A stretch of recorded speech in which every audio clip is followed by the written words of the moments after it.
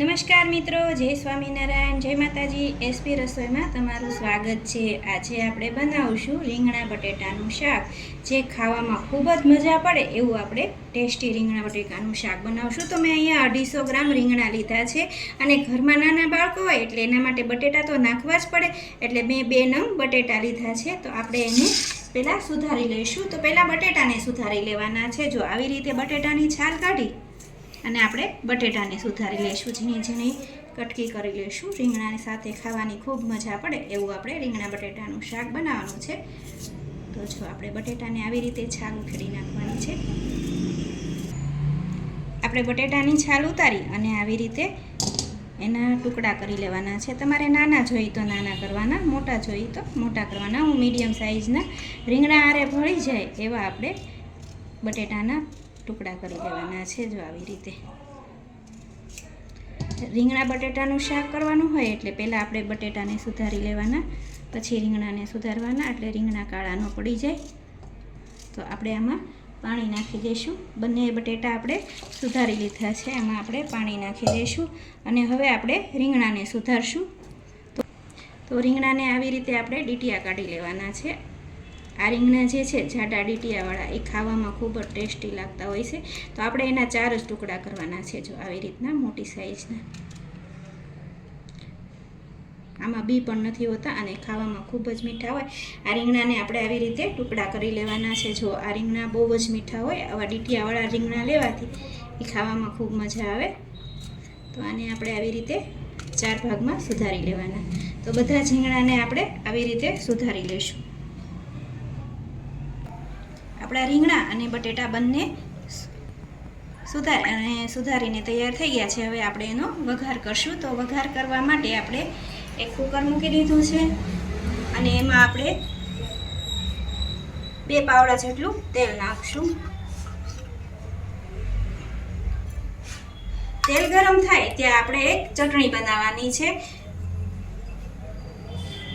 તો આપણે આમાં 8 થી 10 કળી લસણની લીધી છે અને આપણે એની લસણની ચટણી ખાંડવાની છે. તો આપણે એમાં જરૂર પ્રમાણે મરચું નાખશું. તો હું અહીંયા 3 ચમચી મરચું લઉં છું. તમે તમારે જેવું તીખું ખાવું હોય એ પ્રમાણે તમે લઈ શકો. તો હું અહીંયા 3 ચમચી મરચું લઉં છું. એને આપણે ખાંડી લઈશું, કેમ કે જો રીંગણા બટેટાનું શાક હોય એમાં લસણની ચટણી હોય તો ખાવાની ખૂબ મજા આવે અને રીંગણાનું શાક ખૂબ ટેસ્ટી લાગે. તો આ ચટણી પણ આપણે બનાવી લઈએ. જો આપણે આ લસણ છે એ બધું જ આમાં ખાવણીમાં ખંડાઈ જાય એ રીતનું આપણે લસણ ખાંડી લેવાનું છે. એક રસ થઈ જાય એવી આપણે ચટણી બનાવી લેવાની છે. હું તમને બતાવું.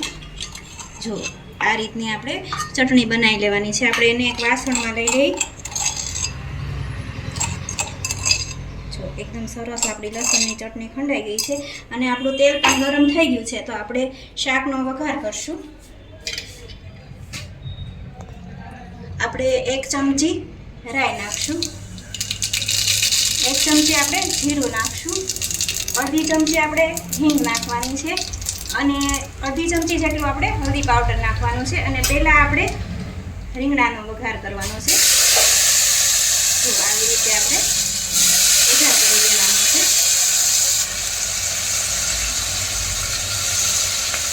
હવે આપણે એમાં 1 નંગ ટમેટું નાખશું, જેને મેં આવી રીતનું સુધારી રાખ્યું હતું.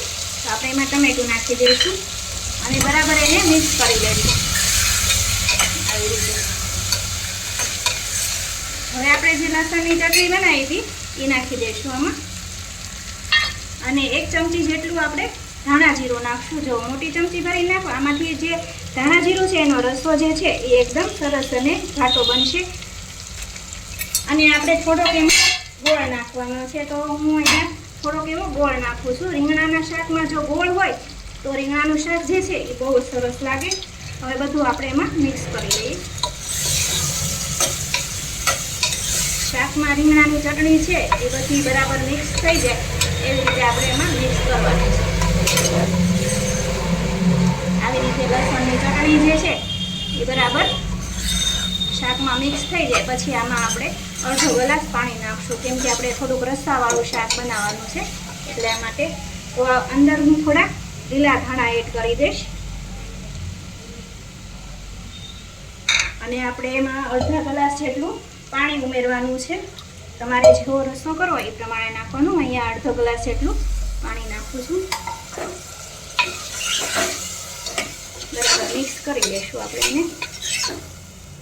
અને આપણે એમાં જરૂર પ્રમાણે મીઠું નાખી દઈશું. તો આપણે અહીંયા હું અડધી ચમચી જેટલું મીઠું નાખી દઉં છું. અને આપણે એને 2 વિસલ જ ખાલી કરવાની છે, કેમ કે બટેટાનું શાક જે છે એ ફોડવાવાળું છે, એટલે આપણે એમાં 2 વિસલ કરી લઈશું. આપણે કુકરને હવે બંધ કરી અને 2 વિસલ કરી લઈશું. તો ગેસને ફૂલ કરી આપણે 2 વિસલ કરી લઈએ. આપણે 2 વિસલ થઈ ગઈ છે અને આપણે ચેક કરી જોશું કે આપણું શાક ચડી ગયું છે કે નહીં એમ. તો આપણે છરીની મદદથી ચેક કરી લેવાનું છે કે રીંગણા તો ચડી જ જાય છે, પણ આપણે બટેટા ચડી ગયા છે કે નહીં એમ ચેક કરવાનું છે. તો આપણા બટેટા રીંગણા બધું ચડી ગયું છે એકદમ સરસ. અને આપણે થોડીક વાર એને ગેસ શરૂ કરી દઈશું. શાક બની ગયા પછી તમે 5 મિનિટ એને શરૂ કરી અને ઉકળવા દેશો ને તો શાક જે છે એનો રસો જે છે એ એકદમ ઘાટો બનશે. તો આપણે એમાં થોડાક લીલા ધાણા એડ કરી દેવાના છે. આવી રીતે આપણે શાક બની ગયા પછી 2 મિનિટ એને ઉકાળી લઈએ ને તો શાક જે છે એ એકદમ સરસ ટેસ્ટી બની જતું હોય છે. આપણે એને આવી રીતે થોડું મિક્સ કરી અને 2 મિનિટ ઉકળવા દેવાનું છે. તો હવે આપણે ગેસને બંધ કરી દઈશું. જો એકદમ સરસ આપણું રીંગણા બટેટાનું શાક બની અને તૈયાર થઈ ગયું છે. તો આપણે એને સર્વ કરી દઈશું.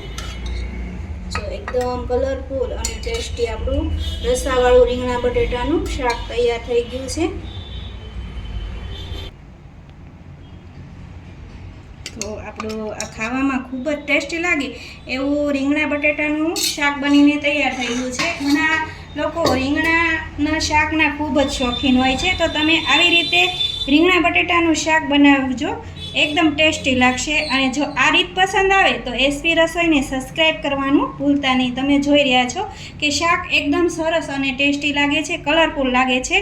આપણે આ જે ગામડાનું દેશી મરચું હોય તીખું એ મરચાંમાં જ આપણે બનાવ્યું છે, એટલે આપણે કાશ્મીરી લાલ મરચું પણ નાખવાની જરૂર નથી પડતું. એટલે આપણું આ શાક જે છે એ એકદમ ખાટા રસાવાળું બનીને તૈયાર થઈ ગયું છે. તો આપણે ફૂલ થાળી તૈયાર કરી લઈશું.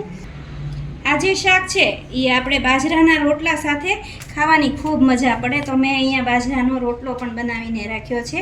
તો ફૂલ થાળી આપણી તૈયાર છે. આપણે આ કેવડાનું અથાણું છે, પછી ખાટું અથાણું છે, અને ઠંડી ઠંડી છાશ, જીરા મીઠાવાળી છાશ, અને પાપડ ને ડુંગળી. તો આપણું ફૂલ ભાણું તૈયાર છે. રીંગણા બટેટાનું શાક અને સાથે બાજરાનો રોટલો અને આપણા ગામડાના કાઠિયાવાડી અથાણા સાથે. તો તમે જરૂરથી આ એક વખત ટ્રાય કરજો.